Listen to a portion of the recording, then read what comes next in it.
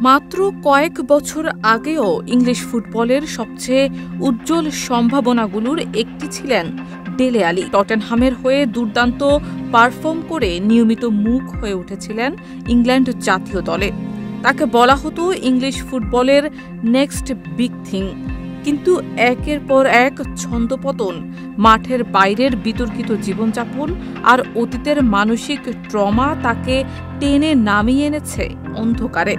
মাত্র ২৯ বছর বয়সেই ফুটবলকে বিদায় বলার চিন্তায় এই বিস্ময় বালক।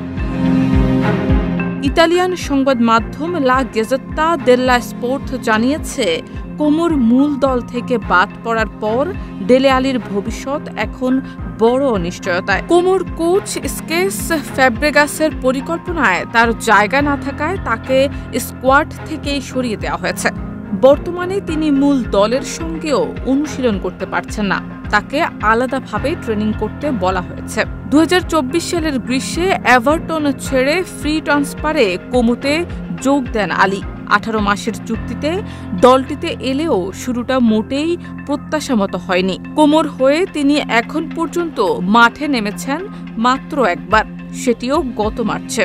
এসি মিলানের বিপক্ষে অভিষেক ম্যাচে মাত্র ১০ মিনিটের মাথায় সরাসরি লাল কার্ড দেখে মাঠ ছাড়তে হয় তাকে। এরপর নিষেধাজ্ঞা শেষেও একটিও ম্যাচ খেলার সুযোগ হয়নি। মৌসুমের শেষ ৮ ম্যাচের মধ্যে ৭টিতেই ছিলেন বেঞ্চে, একটিতে বাদ। সাম্প্রতিক প্রাক মৌসুম প্রস্তুতি ম্যাচগুলোতেও স্কোয়াডে জায়গা পাননি আলি। এসব ঘটনা পরিষ্কার ইঙ্গিত দিচ্ছে কোমোতে তার ভবিষ্যৎ প্রায় শেষ।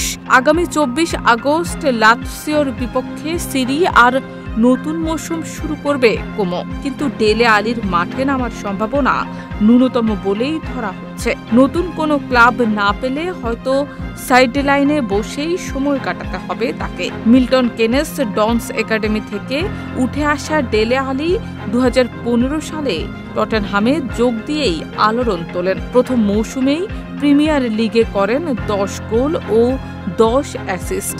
ওই পারফরম্যান্সেই জিতে নেন বছরের সেরা তরুণ খেলোয়াড়ের খেতাব। পরের মৌসুমে আরও বিস্ফোরক হয়ে ওঠেন ৫০ ম্যাচে ২২ গোল ১৩ অ্যাসিস্ট করে। কিন্তু এরপর শুরু হয় পতনের গল্প। টটেনহ্যাম ছেড়ে যান এভারটনে, সেখান থেকে তুরস্কের বেসিকতাস, এরপর ইতালির কোমো। কোথাও নিজের জায়গা পাকা করতে পারেননি। ফুটবলে আরেকটি নতুন শুরুর আশায় কোমোতে এলেও সেটাও ডুবেছে হতাশায়। সব মিলিয়ে ফুটবল বিশ্বে একসময়ের প্রতিভাবান তারকার ক্যারিয়ার যেন ২৯ বছর বয়সেই এসে থেমে যাচ্ছে। শারমিন নিশু, ঢাকা পোস্ট।